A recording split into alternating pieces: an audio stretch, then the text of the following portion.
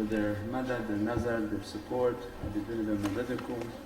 Ya Rabbi, bless our association with endless blessings and take away difficulties from our hearts.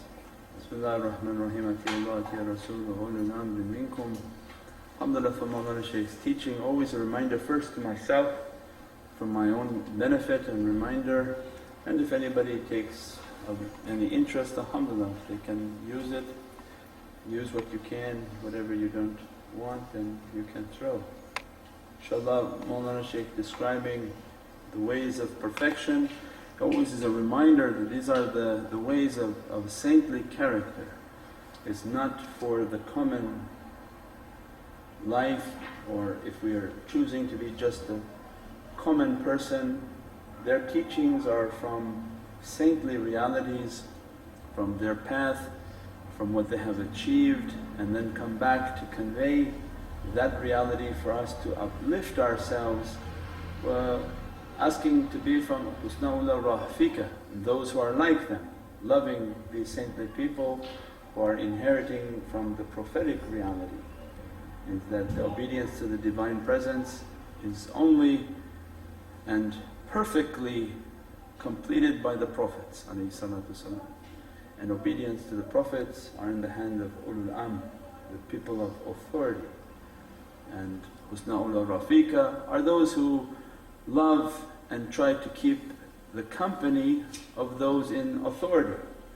They like authorized people from dunya, from the material world, and from the spiritual realm, that they are trying their best to follow their example and from their teachings. Mawlana Shaykh teaching that from these characteristics to open, and that reality to open, a very important reality of samt, silence, the path of silence and the reality of silence, so that it can begin to open its reality for us. There's a silence of the tongue and silence of the heart. And what they're teaching for us is that the ultimate is the silence within the heart, because the heart is always whispering.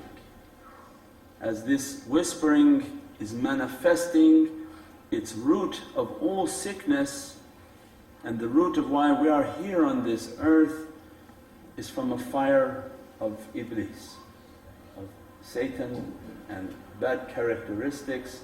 Means the fiery nature of that reality that's on earth, and we are heavenly beings.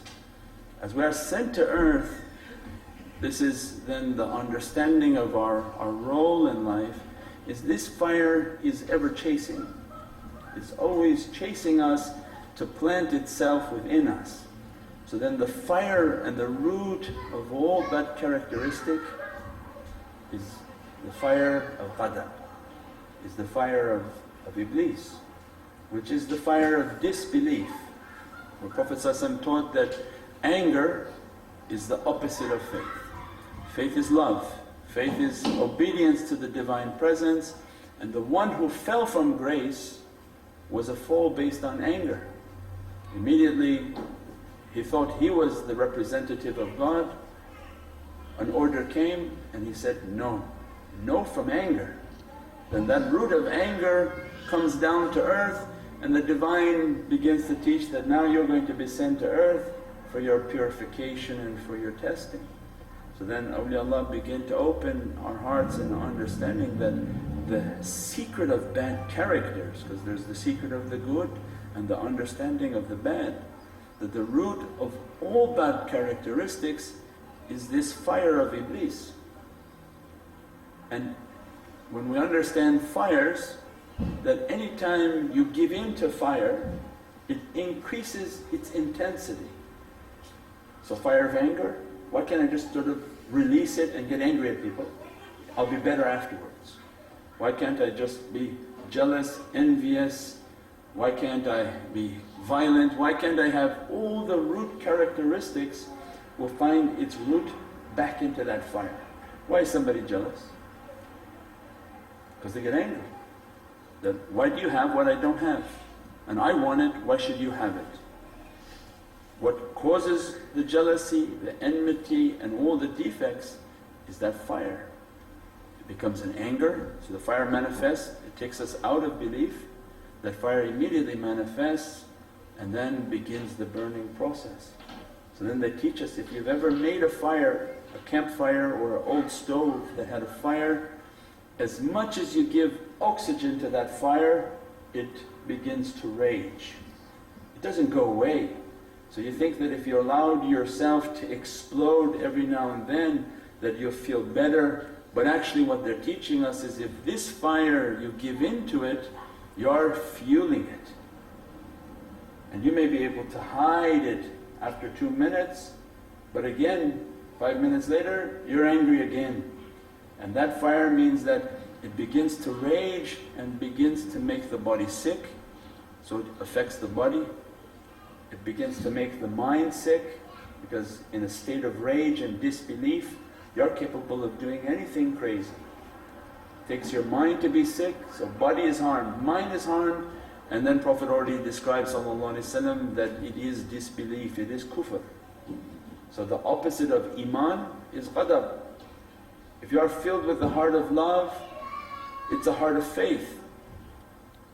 If we're filled with anger and anger keeps coming, then it's a test for us that the faith is lacking or completely missing, depending upon how much we give into that characteristic. So then their mission in life is to teach us, if you take that fire like a candle, put a top onto it, suffocate that fire, don't let it to get oxygen. Means any bad character defect that you attempt to conquer and attack that defect means you're suffocating it. As much as you can suffocate it, it lacks its oxygen and lacks its veracity and the ability to keep burning and destroying and harming. So then they begin to teach us, then the root of everything is that fire, and that fire must be extinguished. So then all the practices are based on extinguishing and controlling myself. And that fire is not going to be in anywhere of the body but in the heart. Because the bad character, Diablo, demons, whatever we want to call it, we call it bad character for people who are more scientific. Bad character is going to root itself upon the throne of mankind. And the throne, the Divine sits upon the heart of the believer. So then there is always a fight for the heart. Not for the head, not for the feet, not for the hands. Who controls the heart controls the entire being. If you want to control a kingdom, you go sit on the throne. From the throne you control everything. Why do you want to deal with the feet? And then constantly battling what orders are coming from the throne. So then the fire of bad character immediately, as soon as we're born, all sorts of conditionings are coming in our life. And these little flames begin to enter into the heart. That's the only place it wants to find itself. Until we lose our purity at 9, 10, 12, 13 and start to do things that are not so nice, and that fire begins to take place and begins to root itself within the heart of those that are seeking the Divine Presence. So then they teach us, then the root is the fire, and how to control that fire. Then Mawlana Shaykh saying, one important reality for controlling that fire is understanding the link between your mouth and your heart, my mouth and my heart. That what comes from my mouth is only a sign of what's existing within my heart. So then there can be no hypocrisy. So I say this but my heart is something different, or my heart is something different and I'm saying something different. They are directly connected. Means the heart is the container for that fire, and what is coming from your mouth is the result of what's in the container. If the container is filled with love and like a nectar of sweetness, then how from the mouth comes out so much difficulty, so much fire, so much of everything. So then Mawlana Shaykh is reminding us always that the vessel is the heart. It is containing that light or that fire. What's spewing from the mouth is a result of the sickness within the heart.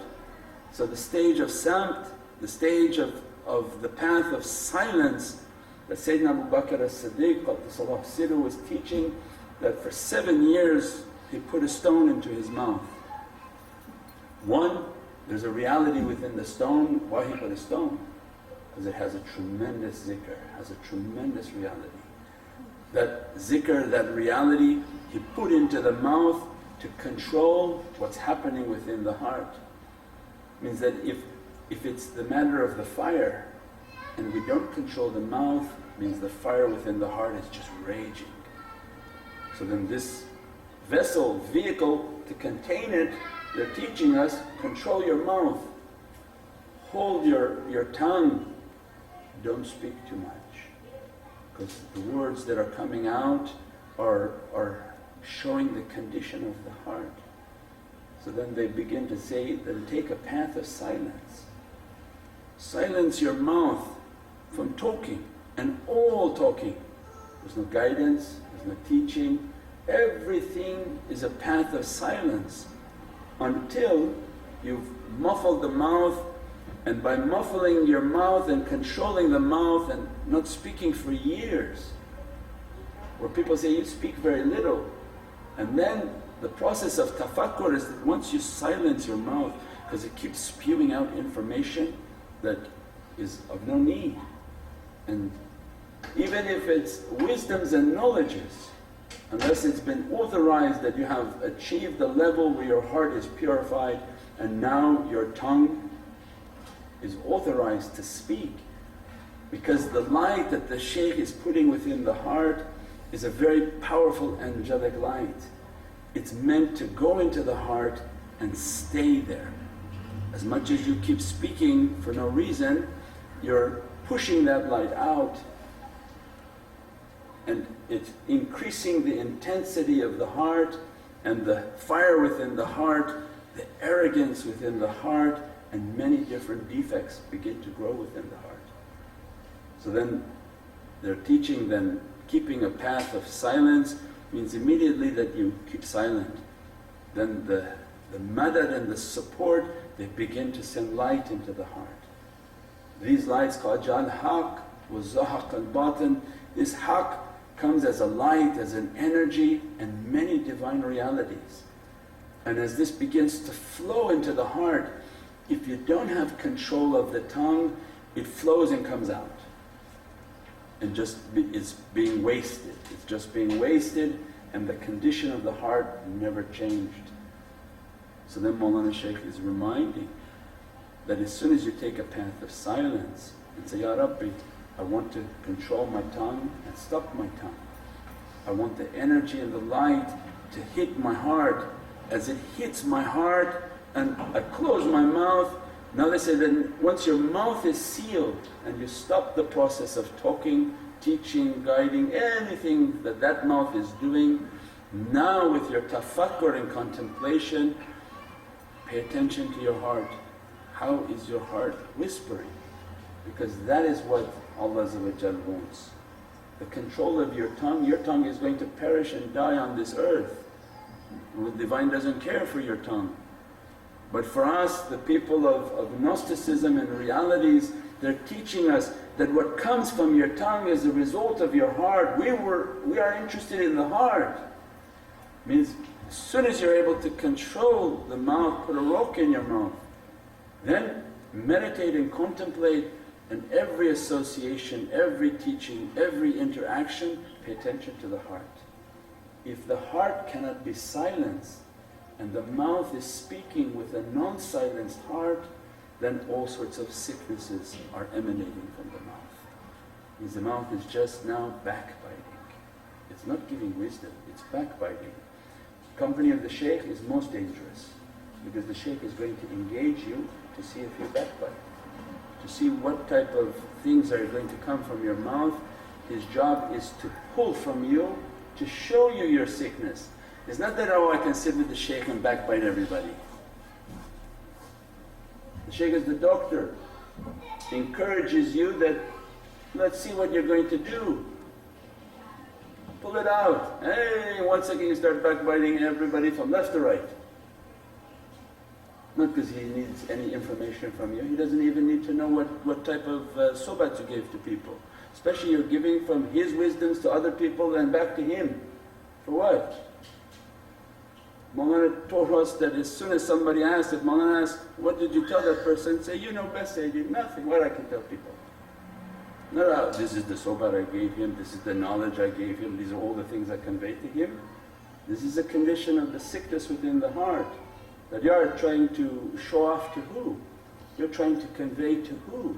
The condition of your heart is still not settled.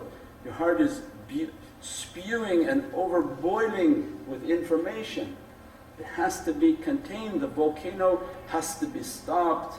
As soon as you take a path of silence, that, Ya Rabbi, I'm going to take a vow of silence. Sayyidina Zakaria took a vow of silence, Sayyidina Maryam took a vow of silence. Throughout Qur'an there's a teaching that keeps silence. Sayyidina Abu Bakr as-Siddiq 7 years put a stone into his mouth. I won't talk because I want to work on my heart. As soon as I take a path of silence and condition the mouth to stop, then every association, every teaching, every interaction is go back with muhasabah and accounting. Meditate and contemplate, oh, why is my heart now feeling like this? Why am I thinking of this person, thinking of this issue? Why is my heart now aggravated with what he just said? Because they want to teach us how to silence the heart, that the heart is almost in a state of death and annihilation. That no condition agitates the heart. Because as much as there's activity means that fire of bad character is being ignited in the heart. It wants to now say something, it wants to talk about somebody, it wants to do something. And waiting for you, just open this oven, I'm going to say something. And as soon as the mouth opens, the fire is now raging again. And then you have to start again from step one. Every time the heart rages, the mouth opened, oxygen flowed, what came out, now the heart is again raging a fire. And that fire cannot be silenced unless the path of the mouth. So the Mawlana Shaykh opening for us a deep reality reminder always for ourselves that meditate, contemplate how much our mouths are open, how much this mouth has something to say, and as much as it's saying, as much as it's been wasted, think of it in a different way. Think of it, Ya Rabbi, that I want your reservoir of light like an ocean in my heart. But if this fountain is running all the time, it's being empty, it's being wasted and being thrown everywhere. And the Divine is looking, saying, as much as you put into this person's heart, it's just flowing. Why are you wasting it like that? Why are they not getting it and understanding it?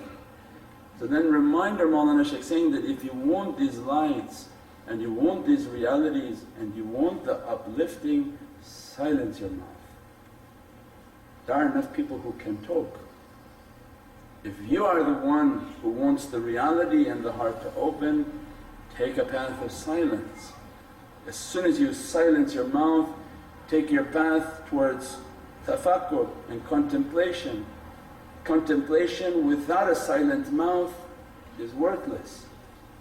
Because you're contemplating what? You're contemplating all the sohbat you gave and all the teachings that you are spewing out for no reason. Your condition yet is not purified. If the condition is not purified, the words are wasted. You can't give what you don't have.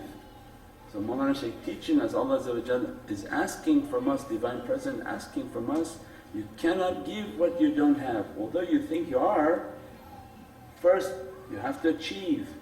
You have to achieve that rank. That light has to shine within the heart. The light of iman has to shine within the heart. The light of ihsan has to shine within the heart, and then they sign you off. When they sign you off, they say, now your heart is silenced. And you took a path for many years of a silent mouth. Once your heart is silent and your mouth was silent to achieve the silencing of your heart, now we give you permission to speak. And when you speak, you're speaking on our tongue, not your tongue. Your tongue may cause many different problems, may say many things that affect people in different ways. But when you speak on our tongue, means our heart dressing your heart and your tongue submitting to our tongue lisan al-haq. Is their tongue, awliyaullah's tongue is on the tongue of Sayyidina Muhammad, is on the prophetic tongue. Lisan al-Siddiq is on the truthful tongue. At that time when it speaks, ilm laduni wa hikmati bis-salihin, giving from heavenly knowledge and wisdom and understandings. But that cannot be achieved if the mouth is not silent. And when the mouth is silent, the boiling of the heart is going to begin. When the boiling of the heart begins, now becomes the time to meditate. Meditate and contemplate why all these things are aggravating me. And then you take muhasabah and accounting. Write down why you backbite this person, why you talk about this, why you're angry about this, why you have to say something about this, why. And then Mawlana gives a joke, why. Where somebody came to the Shaykh, why. But he wasn't that why, he was a different, like Turkish why. He was coming a futuhat to him. But for us, you keep writing all these whys, muhasabah and accounting, and then we begin to point out our character defect.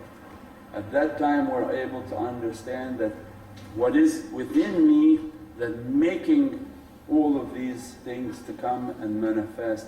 Only at that time we can begin the purification and the cleansing process.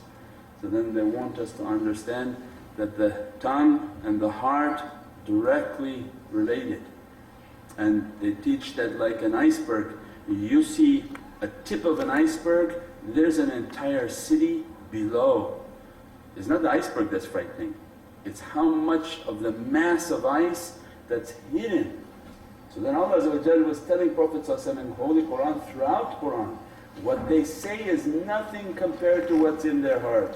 If you are bothered by their words, imagine what's in their heart. It's only manifesting a little bit because they're trying to control. They're trying to control all these words they were saying to Prophet. Means for us it's a daleel and an understanding that what's in the heart is far more dangerous. And the only way to put that fire out is the direct link with the mouth. As soon as we're silent and begin to meditate and take an accounting of everything that's happening within the heart, at that time that fire goes down, that fire goes down, that fire goes down, and the steadiness of the heart is that zikrullahi tatma'innu qulub. Tatma means a state of tranquility. There is no up and there is no down, there is no more excitement. The heartbeat of a dead person, because our way is like a state of death before death. That if your heart gets easily excited or easily brought down, you are bipolar. Means you're in two of these polar opposites. Everything making you ecstatically happy and next minute ecstatically sad, very sad, I'm going to jump out the window sad.